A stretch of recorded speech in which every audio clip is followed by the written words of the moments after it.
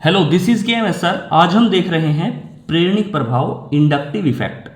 तो inductive effect को हम बिल्कुल बेसिक से एडवांस लेवल तक पढ़ेंगे। तो देखिए, स्टार्ट करते हैं। इंडक्टिव इफेक्ट का मतलब हम समझें अगर, तो इंडक्टिव इफेक्ट को समझने के लिए आप यहाँ पर ध्यान दें। देखिए, हमारे पास लिखा हुआ है ये कार्बन। मैंने कार्बन को कार्बन से कनेक्ट कर दिया, इसके बाद कार्बन कार्बन से कनेक्ट हो गया, फिर कार्बन मैंने कार्बन से कनेक्ट कर दिया। मतलब इस तरीके से कार्बन कार्बन आपस में जुड़े हुए हैं। और लास्ट में कार्बन के साथ कोई मैंने मान लिया कि ज़्यादा इलेक्ट्रोनिगेटिव एलिमेंट जैसे कि हैलोजन कार्बन के साथ कनेक्ट है। आपको पता है कार्बन कार्बन के साथ एक एक इलेक्ट्रॉन के साथ शेयरिंग करके इस तरीके से जुड़े हुए हैं। इस तरीके से ये कार्बन इस कार्बन के साथ कनेक्ट है और ये कार्बन अपने इलेक्ट्रॉन इस हैलोजन के साथ शेयर करते हुए इस हैलोजन से यानी X से कनेक्ट है। अब आपको पता है कि X एक हैलोजन होता है, यानी कि ये जो X है ये ज़्यादा इलेक्ट्रोनिगेटिव एलिमेंट है।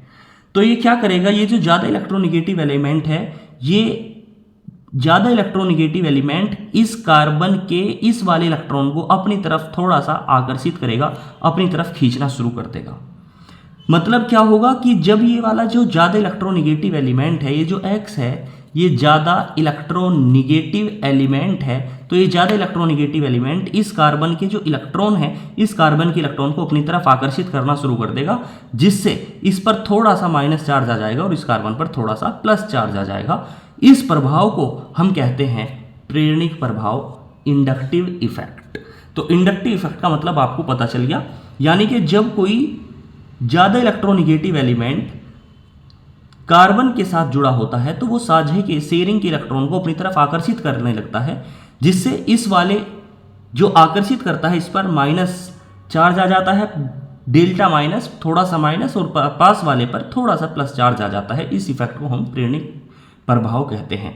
अब देखो, जिस कार्बन से इलेक्ट्रॉन को इसने खींचा, इस वाले कार्बन पर थोड़ा सा प्लस चार्ज आएगा और अगले कार्बन पर, मतलब जब ये इलेक्ट्रॉन खींचेगा, ये वाला जो एटम है इस इलेक्ट्रॉन को अपनी तरफ खींचता है, तो इस कार्बन का इलेक्ट्रॉन थोड़ा इधर ज़्यादा खींचेगा और इसका असर इस कार्बन पर भी थोड़ा सा पड़ेगा। यानी कि जब झटका ये वाला लगाएगा तो इसका इलेक्ट्रॉन थोड़ा सा इधर खिसकेगा, थोड़ा सा इलेक्ट्रॉन इसका भी इसका इधर खिसकेगा। यानी कि इस कार्बन पे ज़्यादा इफेक्ट पड़ता है, इस पे थोड़ा कम पड़ता है, इस पर थोड़ा कम पड़ता है। यानी ऐसा माना जाता है कि 3 कार्बन के बाद ये इफेक्ट जो है वो खत्म हो जाता है। प्रेरणिक प्रभाव 3 कार्बन के बाद समाप्त हो जाता है और जिसने इलेक्ट्रॉन को खींचे उस पे माइनस पार्शल चार्ज, अगले पे प्लस पार्शल चार्ज, अगले पे और थोड़ा सा कम चार्ज आ जाएगा, इससे अगले पे और थोड़ा सा प्लस कम चार्ज आ जाएगा और इसके बाद ये प्रभाव लगभग खत्म हो जाता है। इसी प्रभाव को हम प्रेरणिक प्रभाव कहते हैं।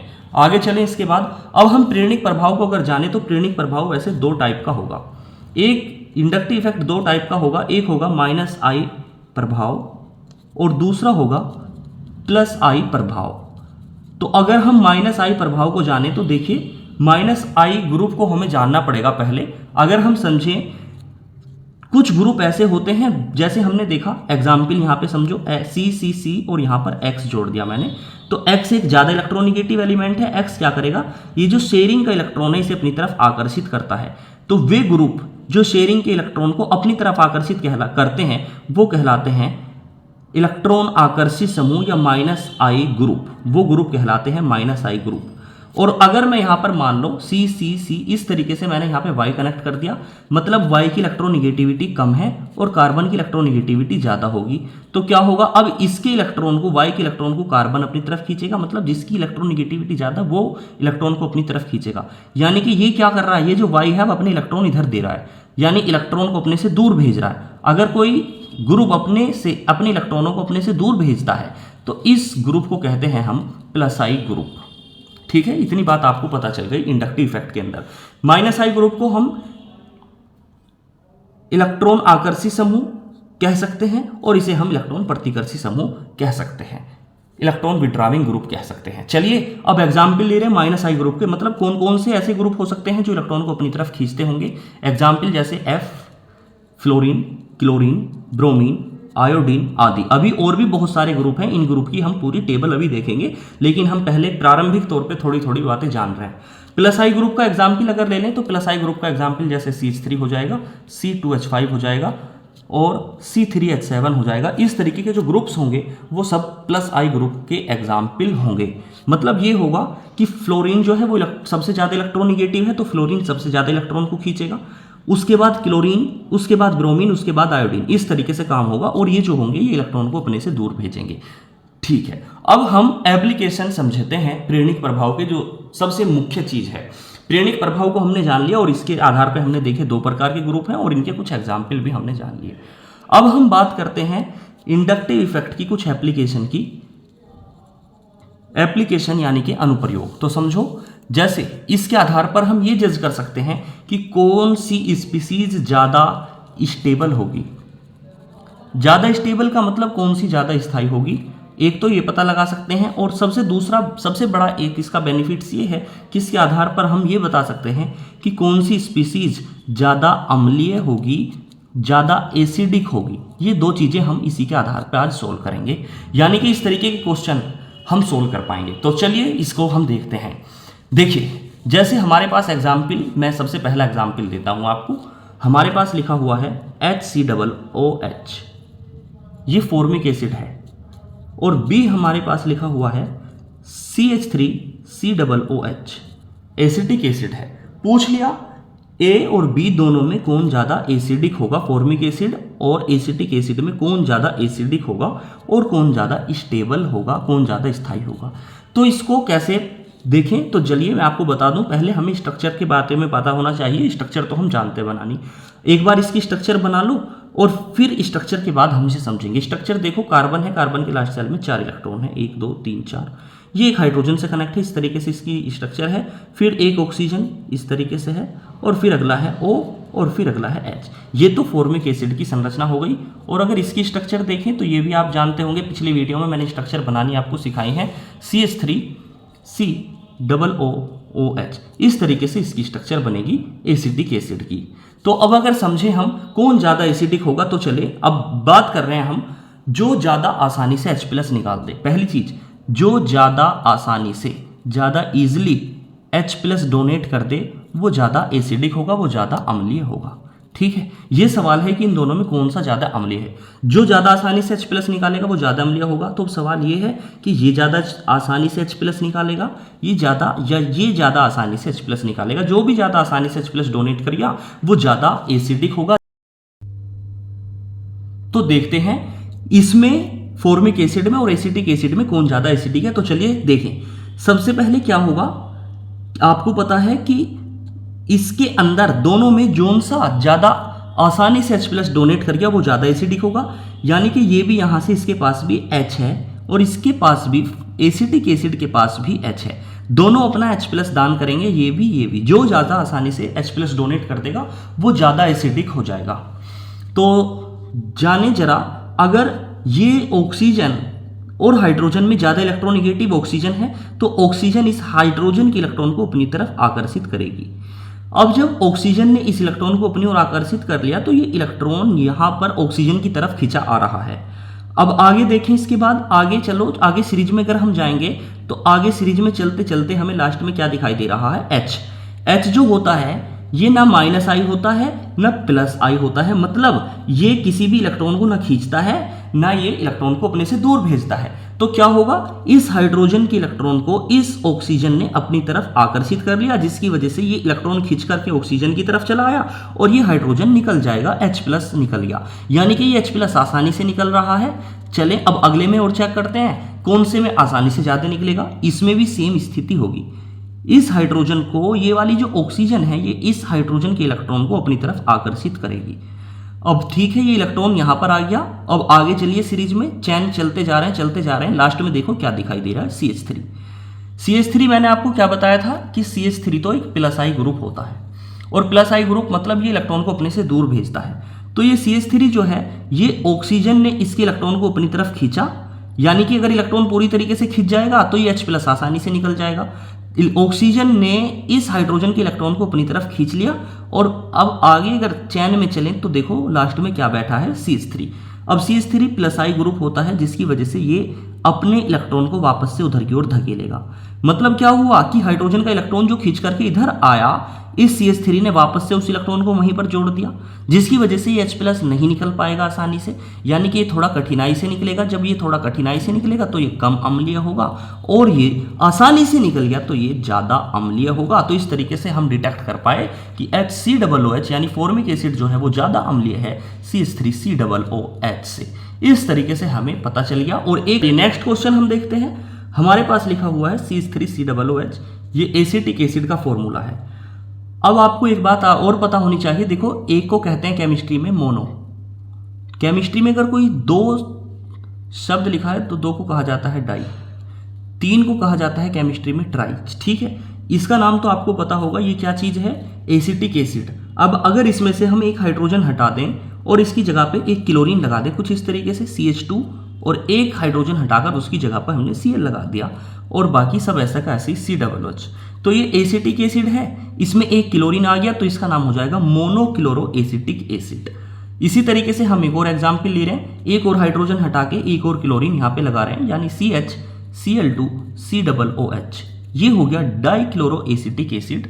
एक और एग्जाम्पल हम ले रहे हैं, एक और हाइड्रोजन इसके पास है, इसको भी हटा देते हैं और एक क्लोरीन ऐड करते हैं अगर हम, CCl3COOH। ये चार चीजें हमारे पास लिखी हुई हैं, acetic acid, monochloro acetic acid, dichloro acetic acid और ट्राइक्लोरो एसिटिक एसिड। सवाल है इनको अम्लीयता के एसिडिक ऑर्डर के बढ़ते क्रम में लिखो, सबसे कम अम्लीय कौन सा, उससे ज्यादा कौन सा, उससे ज्यादा कौन सा। तो अगर स्ट्रक्चर देखें तीनों की चारों की, तो देखो एक बार स्ट्रक्चर पे ध्यान दो, यहां पे लिख रहा है CH3 और आगे है COOH। इस तरीके से स्ट्रक्चर हमने बना दी। आगे चलो अगर इसको देखें तो CH2 और यहाँ पे Cl कनेक्ट है और फिर COOH, इस तरीके से इसकी स्ट्रक्चर बन जाती है।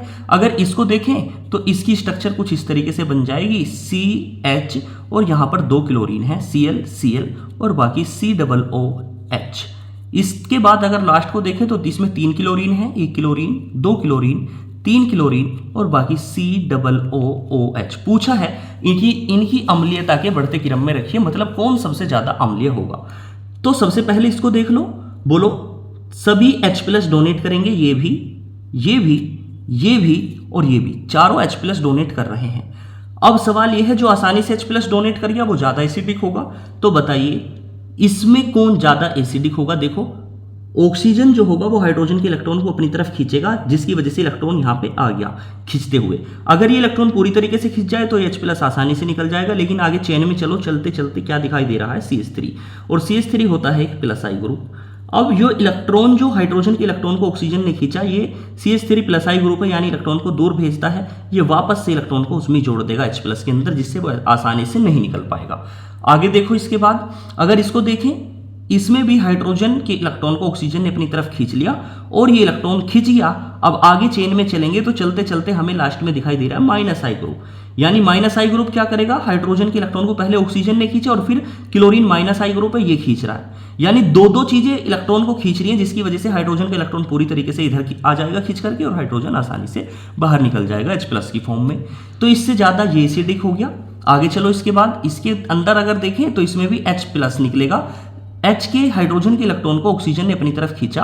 अब चेन में जब आगे चलेंगे तो आगे देखो एक क्लोरीन इधर बैठा है, एक क्लोरीन इधर बैठा है, दोनों -I ग्रुप है, यानी ऑक्सीजन ने पहले इलेक्ट्रॉन को खींचा, फिर क्लोरीन ने खींच लिया अपनी तरफ इलेक्ट्रॉन को, फिर इस वाले क्लोरीन ने भी खींच लिया अपनी तरफ इलेक्ट्रॉन को, मतलब 3 एटम हाइड्रोजन के इलेक्ट्रॉन को खींच रहे हैं। तो ये तो H+ और आसानी से बाहर निकल जाएगा, यानी इससे ज्यादा अम्लीय होगा।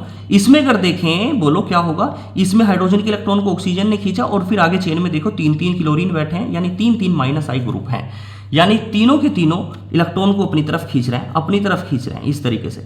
तो ये इलेक्ट्रॉन तो बहुत तेजी से खींच जाएगा, जिसकी वजह से H+ और आसानी से बाहर निकल जाएगा, तो ये सबसे ज्यादा अम्लीय हो जाएगा। इस तरीके से A से ज्यादा B, B से ज्यादा C, C से ज्यादा D, इस तरीके से इनका एसिडिक ऑर्डर का क्रम हो जाता है।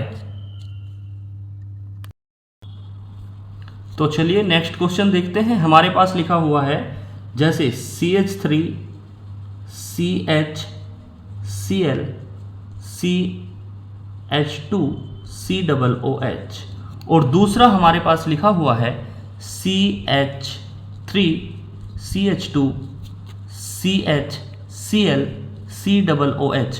पूछा गया है A और B इन दोनों में कौन ज़्यादा एसिडिक होगा। तो देखिए कौन ज़्यादा एसिडिक होगा बताइए। अगर जाने हम इनके बारे में तो देखिए इसमें भी क्या होगा, ये भी H+ डोनेट करेगा, ये भी H+ डोनेट करेगा, सेम स्थिति है। इसमें भी अगर चैन में हम जाएंगे, एक इसके बाद 1 2 3 4 कार्बन की चेन है, इसमें भी 1 2 3 4 कार्बन की चेन है। तो जो आसानी से डोनेट करेगा H+ वो ज़्यादा एसिडिक होगा। तो देखिए बोलो इसके पास भी अगर हम चेन की तरफ चलेंगे तो एक -I ग्रुप आ रहा है, एक Cl है। इसमें अगर जाएं, इसमें भी एक -I ग्रुप आ रहा है, एक Cl है। यानी कि ये दोनों H+ को खींचने की प्रवृत्ति रखते हैं, ये Cl भी जो ज़्यादा आसानी से खींचने में हेल्प करेगा, वो ज़्यादा एसिडिक हो जाएगा। तो इसमें अगर देखें -I ग्रुप यानी Cl कौन सी लोकेशन पर आ रहा है, 1 2 3 यानी तीसरी लोकेशन पर Cl आ रहा है, जिससे H के जो इलेक्ट्रॉन है वो पहले ऑक्सीजन खींचेगा और खींचते खींचते फिर तीसरे नंबर पर क्लोरीन भी हेल्प करेगा खींचने में। जबकि इसमें देखिए कहाँ पे आ रहा है, पहली लोकेशन पे फिर दूसरी लोकेशन पे, यानी कि इसमें पास आ रहा है Cl, यानी कि जो Cl है वो यहाँ पर पहले खींच लेगा इलेक्ट्रॉन को, इसमें बाद में तीसरे नंबर पे आ रहा है तो बाद में खींचेगा थोड़ा, इसमें और आसानी से और पहले खींच लेगा क्योंकि क्लोज आ गया ज़्यादा H+ के, इलेक्ट्रॉन को ज़्यादा आसानी से खींच लेगा, तो ये ज़्यादा एसिडिक होगा एज कम्पेयर टू A। चलिए इसी के तरीके से हम नेक्स्ट क्वेश्चन ले रहे हैं। जैसे हमारे पास यहाँ पर लिखा हुआ है CH3 CHF और यहाँ पे लिख दिया हमने COOH, और ये नेक्स्ट क्वेश्चन है हमारे पास CH3 सिंगल बॉन्ड CH और यहाँ पर है Cl और यहाँ पर है COOH। बोलो A और B में कौन ज़्यादा एसिडिक होगा, कौन ज़्यादा एसिडिक इन दोनों के अंदर होगा। तो देखें क्या होगा, सबसे पहले तो H+ ये भी रिलीज करेगा, ये भी रिलीज करेगा, लेकिन जो ज़्यादा आसानी से H+ रिलीज करेगा वो ज़्यादा एसिडिक होगा। तो इसमें अगर हम देखें तो देखो यहाँ चलते चलते चलते हमारे पास पहले तो ऑक्सीजन ने इलेक्ट्रॉन को खींचा, जिसकी वजह से हाइड्रोजन का इलेक्ट्रॉन ऑक्सीजन की तरफ शिफ्ट हो चुका है। अब ये इलेक्ट्रॉन अगर पूरी तरीके से इधर की ओर शिफ्ट हो जाए तो H+ आसानी से निकल जाएगा। अब इसके बाद ऑक्सीजन की तरफ ये इलेक्ट्रॉन शिफ्ट हो गया और ये चलते चलते देखो इधर कौन बैठा है, F का मतलब -I ग्रुप बैठा है। अगर इस वाले में देखें तो देखिए इसके बाद इसमें भी ये इलेक्ट्रॉन इधर की ओर चलते चलते चलते खींचते खींचते जा रहा है और यहाँ पर देखो कौन बैठा है, Cl क्लोरीन भी -I ग्रुप है, दोनों -I ग्रुप की तरह एक्ट कर रहे हैं। यहाँ पे +I भी है लेकिन यहाँ पे हम -I हमारे पास पहले आ गया, तो यानी दोनों H+ के इलेक्ट्रॉन को खींचेंगे, यानी H+ बाहर निकल जाएगा। लेकिन किस में पहले निकलेगा, A में या B में। अब हमें ये देखना है, तो देखो A और B में, A में जो -I ग्रुप है वो फ्लोरीन है और B में -I ग्रुप क्लोरीन है, यानी कि फ्लोरीन ज़्यादा बड़ा -I ग्रुप होता है, यानी कि फ्लोरीन ज़्यादा पावर के साथ इलेक्ट्रॉन को अपनी तरफ आकर्षित करता है, जिसकी वजह से ये इलेक्ट्रॉन ज़्यादा ताकत से खींचेगा fluorine as compared to chlorine, और क्लोरीन जो होगा वो थोड़ी कम ताकत के साथ इलेक्ट्रॉन को खींचेगा, क्योंकि फ्लोरीन की इलेक्ट्रोनिगेटिविटी क्लोरीन की इलेक्ट्रोनिगेटिविटी फ्लोरीन से कम है, इसलिए फ्लोरीन ज़्यादा खींच लेगा तो फ्लोरीन ज़्यादा इलेक्ट्रॉन को खींचेगा, इस कारण ये ज़्यादा एसिडिक होगा A वाला, और B वाला थोड़ा कम एसिडिक होगा। अब ये बात कैसे पता करें कि किसकी इलेक्ट्रोनिगेटिविटी सबसे ज़्यादा है, किसकी इलेक्ट्रोनिगेटिविटी कम है। चलिए अगर हम नेक्स्ट क्वेश्चन आपको दे दें, जैसे हमारे पास ये लिख रहा है, इसी तरीके से मैंने यहाँ पर लिख दिया, यहाँ पर हमने लगा दिया है Cn और यहाँ पर हमने लगा दिया है COOH। इसी तरीके से A है ये और मैंने B को लिख दिया, यहाँ पे Cl लगा दिया और यहाँ पर है हमारे पास COOH। अब बोलो कौन ज़्यादा एसिडिक होगा, Cl में और Cn में कौन ज़्यादा इलेक्ट्रोनिगेटिव होगा। तो इस तरीके के क्वेश्चन को हम कैसे सोल्व करेंगे, ये भी -I है, ये भी -I है, दोनों H+ को डोनेट करेंगे, जिसका H+ आसानी से रिलीज होगा वो ज़्यादा एसिडिक होगा। तो इसका भी क्लोरीन इलेक्ट्रॉन को अपनी तरफ खींच रहा है, इसका भी Cn इलेक्ट्रॉन को खींचेगा, दोनों -I ग्रुप होते हैं, लेकिन जो ज़्यादा ताकत से खींचेगा वो ज़्यादा एसिडिक होगा, तो ज़्यादा ताकत से ये खींचेगा या ये खींचेगा। इस बात को जानने के लिए हमें एक ऑर्डर जानना पड़ेगा।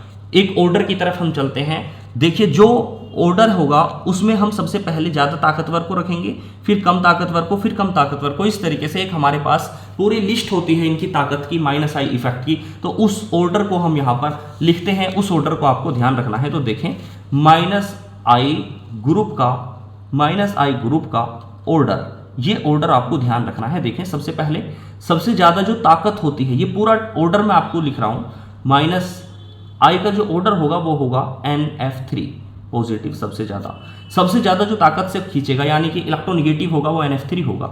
उसके बाद होगा NR3 और उसके बाद होगा NH3, उसके बाद होगा NO2, उसके बाद होगा Cn और उसके बाद आ जाता है एल्डिहाइड, और उसके बाद आ जाती है कीटोन, उसके बाद आ जाता है COOH, उसके बाद आता है फ्लोरीन, क्लोरीन, ब्रोमीन, आयोडीन, और उसके बाद आता है OR, और उसके बाद आता है OH, और उसके बाद आ जाएगा C≡C, और उसके बाद आ जाएगा NH2। ये लगभग बराबर होगा फेनिल ग्रुप के, और इसके बाद आ जाएगा CH2 डबल बॉन्ड CH2 यानी एल्कीन।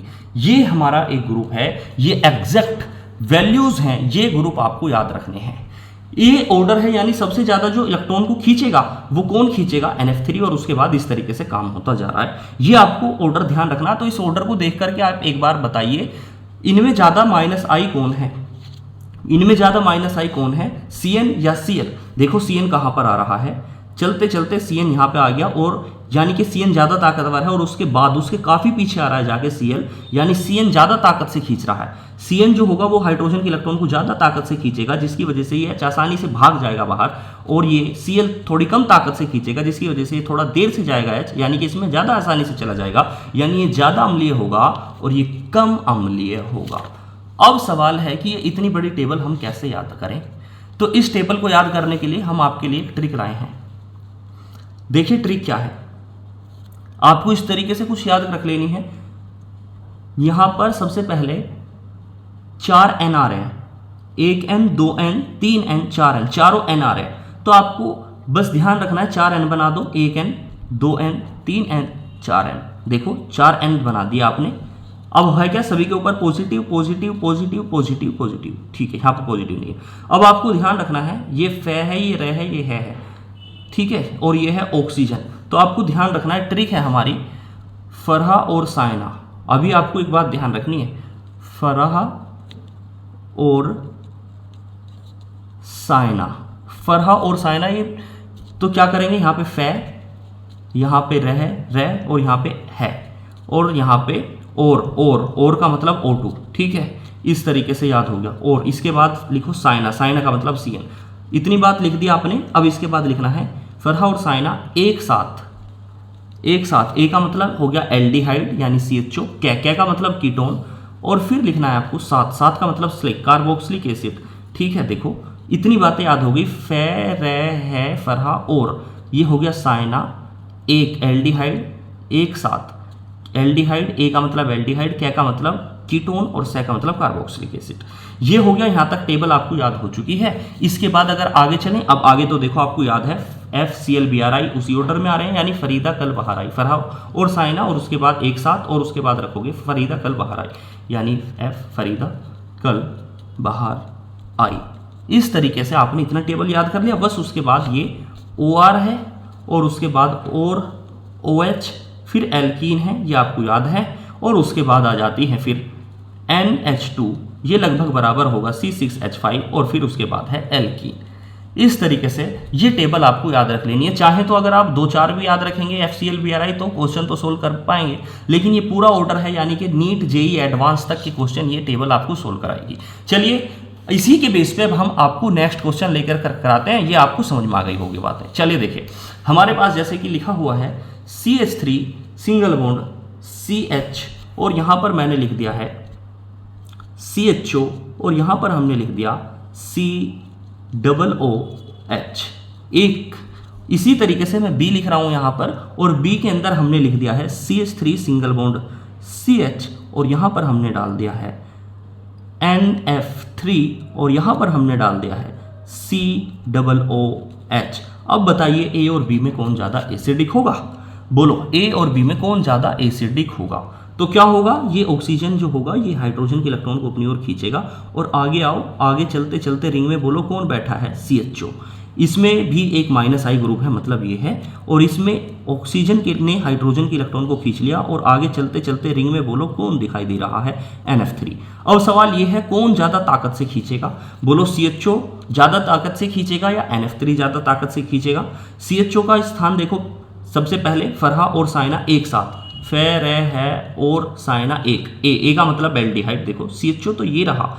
और अगर हम देखें अब NF3 को, NF3 कहाँ है, सबसे पहले NF3 है, यानी कि NF3 ज़्यादा पहले आता है, ज़्यादा ताकत से खींचेगा, और CHO तो इसके काफ़ी बाद में आता है, देखो काफ़ी नीचे है, यानी कम ताकतवर है, कम -I ग्रुप है ये, और ये ज़्यादा -I ग्रुप है, तो इसीलिए ये ज़्यादा ताकत से हाइड्रोजन के इलेक्ट्रॉन को खींचेगा और ये ज़्यादा एसिडिक हो जाएगा, ज़्यादा अम्लीय हो जाएगा, और ये कम अम्लीय हो जाएगा। यानी कि इस तरीके से हम क्वेश्चन को सोल्व कर पाए।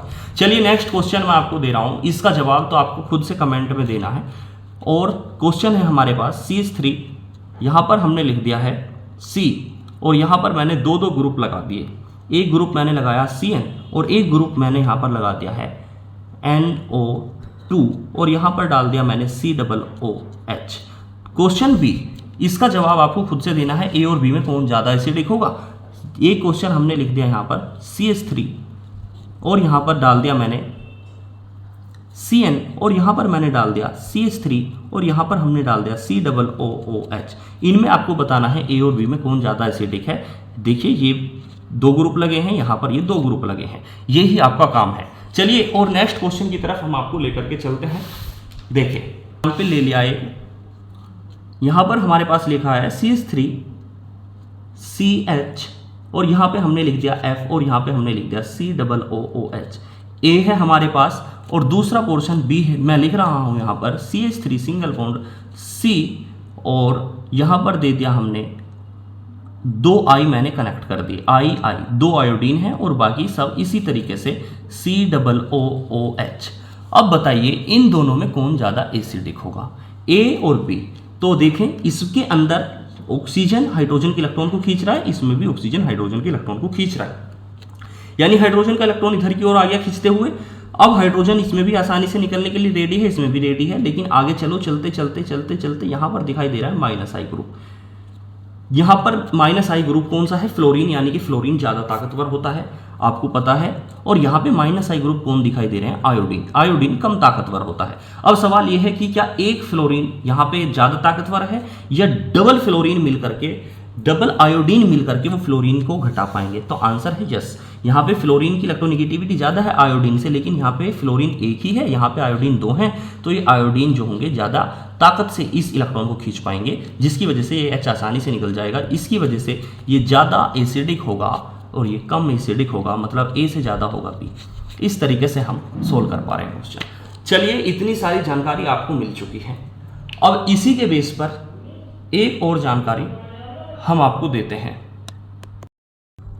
आपको ध्यान रखना है, एक शब्द कुछ और एडवांस लेवल के हम क्वेश्चन करते हैं, और उन क्वेश्चन को करने के लिए आपको एक शब्द ध्यान रखना है, ortho Meta para. Ortho Meta para, ortho का मतलब जैसे एग्जाम्पल हम समझें, हमारे पास ये कोई ग्रुप है, ये कोई बेंजीन रिंग है, और इस पर यहाँ पर हमारे पास जुड़ा हुआ है, जैसे कोई ग्रुप जुड़ गया, और इसके पास मैंने एक और ग्रुप जोड़ दिया Y। ये जो होगी, यानी कि ये जो ग्रुप जुड़ रहा है, इसके जो पास वाले पे कोई अगर कोई ग्रुप जुड़ा होगा, जो ग्रुप के पास कोई और ग्रुप जुड़ा है, तो इस लोकेशन को हम कहते हैं ऑर्थो। उससे अगली जो लोकेशन होगी वो लोकेशन होगी मेटा, और उससे अगली लोकेशन होगी पैरा। समझे? जैसे एग्जाम्पल देख रहे हैं हम, जैसे हमारे पास ये लिखा है, यहाँ पे मैंने कोई ग्रुप जोड़ दिया, एग्जाम्पल इस बार मैंने ग्रुप यहाँ पे जोड़ दिया X। अब ग्रुप से अगली जो जॉइंट होंगे, अगले जो कार्बन होंगे, उन्हें हम कहेंगे ऑर्थो, और उससे अगले को हम कहेंगे मेटा, और उससे ये भी इससे ऑर्थो से अगला मेटा है, अगला मेटा है, और अगला जो होगा वो पैरा होगा। बस इतनी बात आपको ध्यान रखनी है। अब इससे रिलेटेड कुछ क्वेश्चन और हम एडवांस स्तर के देखते हैं। चलिए, जैसे हमने यहाँ पे एग्जाम्पल दे दिया आपको, ये रिंग है कोई, और यहाँ पे OH, और यहाँ पर दे दिया हमने NO2 A, और ये हमने दे दिया OH, और यहाँ पर मैंने दे दिया NO2, ये B है। चलिए कोशिश करिए कि इन दोनों में कौन ज़्यादा एसिडिक होगा। आप अपना दिमाग इसमें लगाएंगे, कौन ज़्यादा एसिडिक होगा A और B में, सोचिए।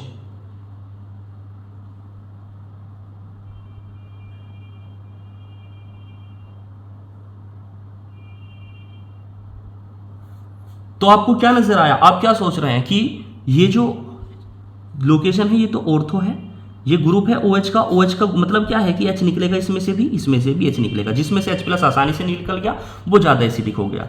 तो यहाँ पे H जो होगा, H को खींचने के लिए कौन बैठा है, NO2, यहाँ पर भी NO2 माइनस आई ग्रुप है। आप क्या सोच रहे हैं कि ये माइनस आई ग्रुप है, ये ज़्यादा पास है तो ये ज़्यादा आसानी से खींच लेगा, ये थोड़ा दूर है तो देरी से खींचेगा, लेकिन है कुछ इस तरीके का ऑर्डर।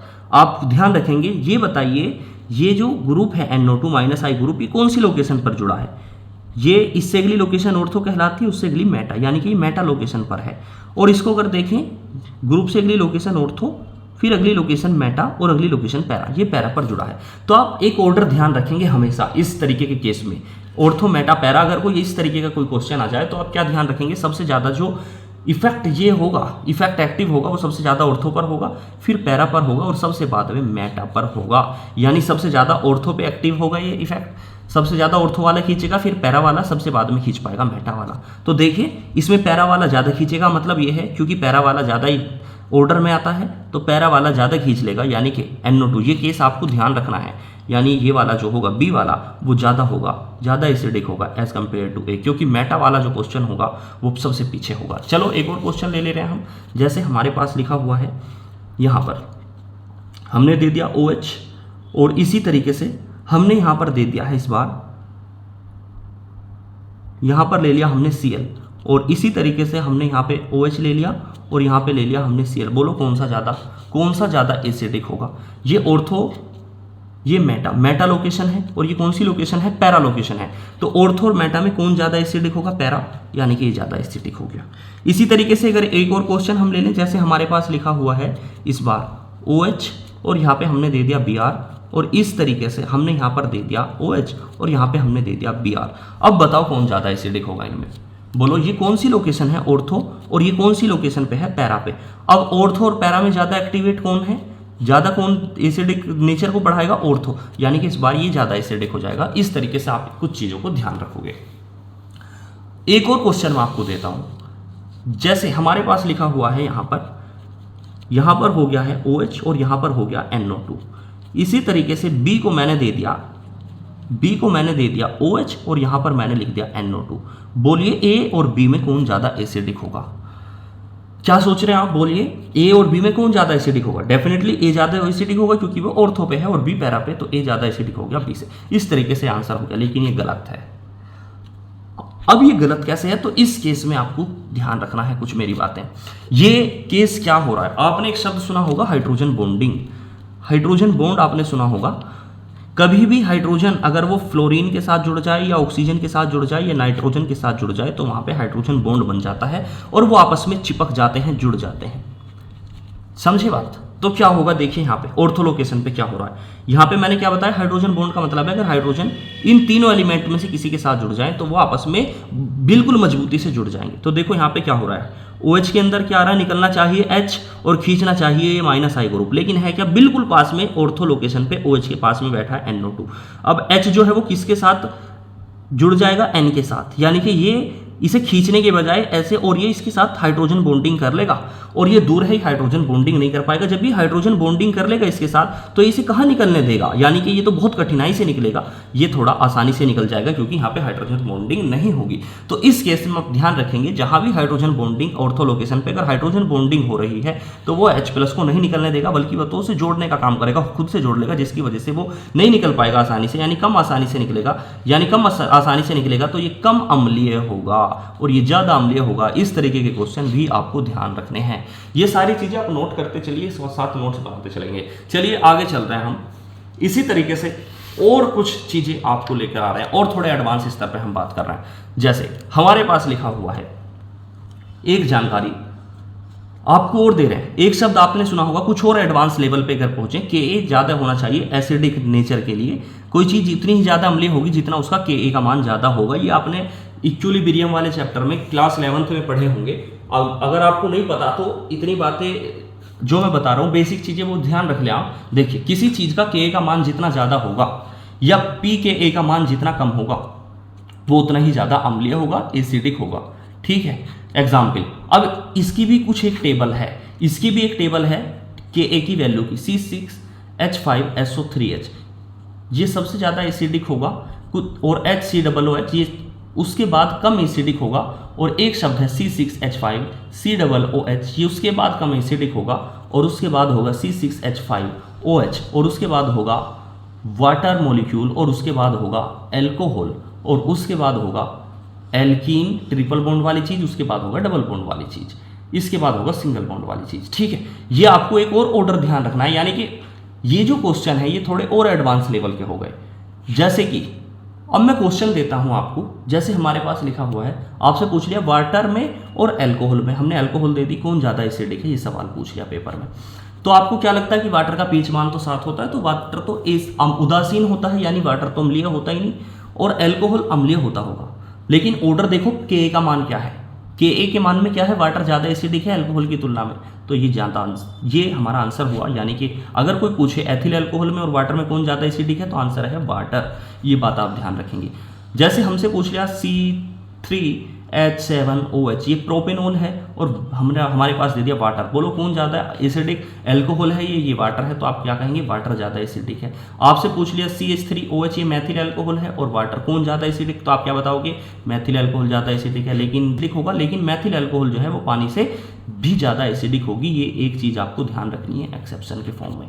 सारी अल्कोहल जो होती हैं उनसे ज़्यादा एसिडिक है पानी, लेकिन एक अल्कोहल ऐसी है मिथाइल अल्कोहल, वो पानी से भी ज़्यादा एसिडिक है। ये केस आपको ध्यान रखना है। चलिए, इस तरीके से अगर मैं आपसे पूछूं, जैसे अब मैं कुछ प्लस आई के एग्जाम्पल ले रहा हूं, चलो एक और एग्जाम्पल ले लें। जैसे हमारे पास लिख रहा है CH3 और यहाँ पे हमारे पास दे दिया OH। एक मैंने एग्जाम्पल ले लिया है CH3, यहाँ पे Br और यहाँ पर Br और यहाँ पे मैंने दे दिया OH।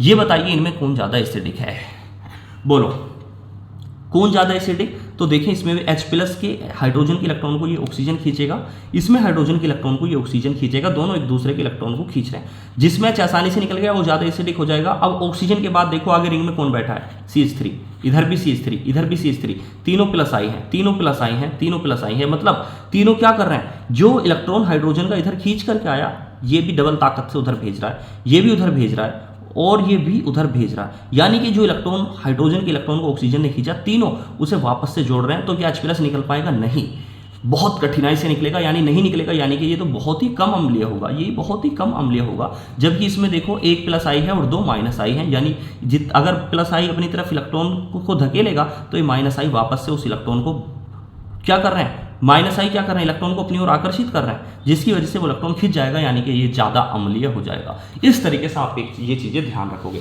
और क्वेश्चन ले रहे हैं हम थोड़े से और लेवल के। देखिए, जैसे हमारे पास लिखा हुआ है, अगर आपसे पूछ लिया कि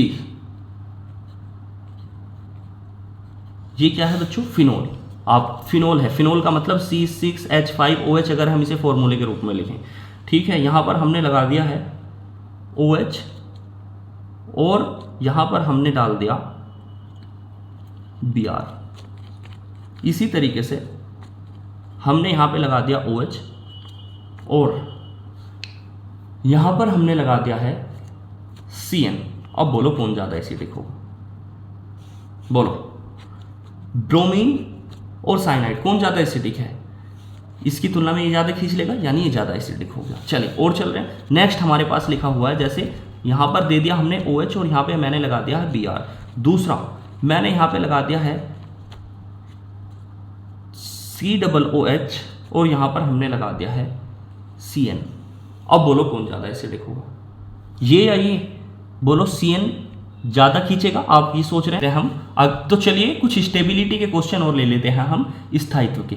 अगर आपसे स्थायित्व से रिलेटेड कोई क्वेश्चन पूछ लिया जाए, यानी कि स्टेबिलिटी से रिलेटेड कुछ क्वेश्चन पूछ ले जाएं कि कौन ज़्यादा स्टेबल होगा, तो आप कैसे जज करेंगे। जैसे एग्जाम्पल हमारे पास लिखा है CH3CH2COO और यहाँ पे लिख रहा है OH। एक सवाल ये है A, और आपसे पूछ लिया यहाँ पर CH3C और यहाँ पर F और यहाँ पर F और यहाँ पे COOH। पूछ लिया कि इन दोनों में कौन ज़्यादा स्टेबल होगा। पहली बात तो आप एसिडिक नेचर बता दो मुझे, अम्लीय कौन ज़्यादा होगा इन दोनों में, बोलो कौन ज़्यादा अम्लीय होगा। इसमें देखो ऑक्सीजन इलेक्ट्रॉन को खींचा, फिर आगे कौन बैठे हैं, ये भी प्लस आई, ये भी प्लस आई, दो प्लस आई ग्रुप बैठे हैं, तो ये तो वापस से इलेक्ट्रॉन को, यानी कि अब इलेक्ट्रॉन वहाँ पे और फेंकेंगे, इलेक्ट्रॉन की मात्रा यहाँ पे बढ़ाएंगे, इलेक्ट्रॉन को यहाँ पे जोड़ेंगे, तो ये तो कम अम्लीय होगा।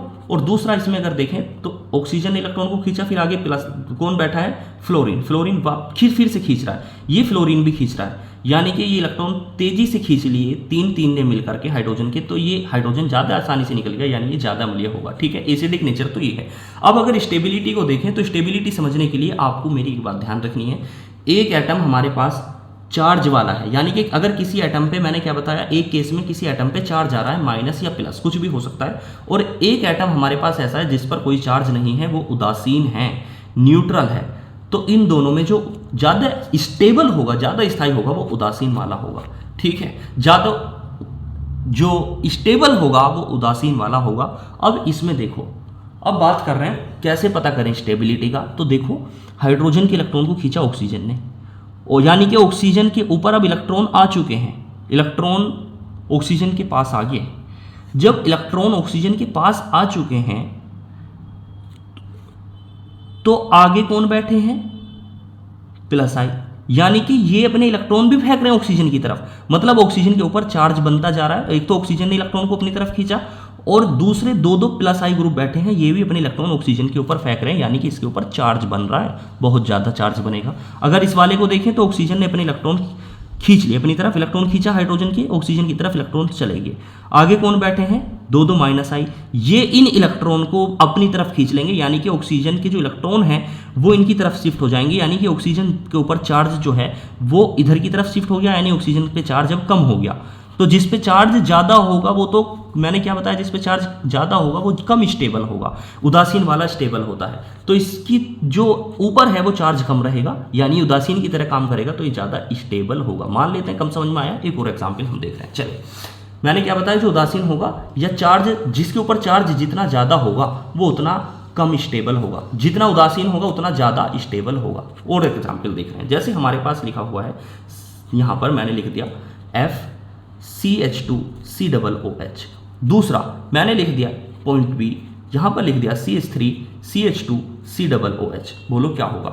सबसे पहले तो ऑक्सीजन ने हाइड्रोजन के इलेक्ट्रॉन को अपनी तरफ खींच लिया, यानी ऑक्सीजन चार्ज वाला बन गया, चार्ज वाला बन गया। और आगे देखो कौन बैठा है, आगे बैठा है फ्लोरीन, यानी कि इस चार्ज को कौन खींच रहा है, फ्लोरीन, माइनस आई ग्रुप है, फ्लोरीन इस चार्ज को अपनी तरफ आकर्षित कर लेगा, यानी इसका चार्ज इधर की तरफ चला गया, चार्ज लगभग खत्म हो गया, चार्ज कम हो गया।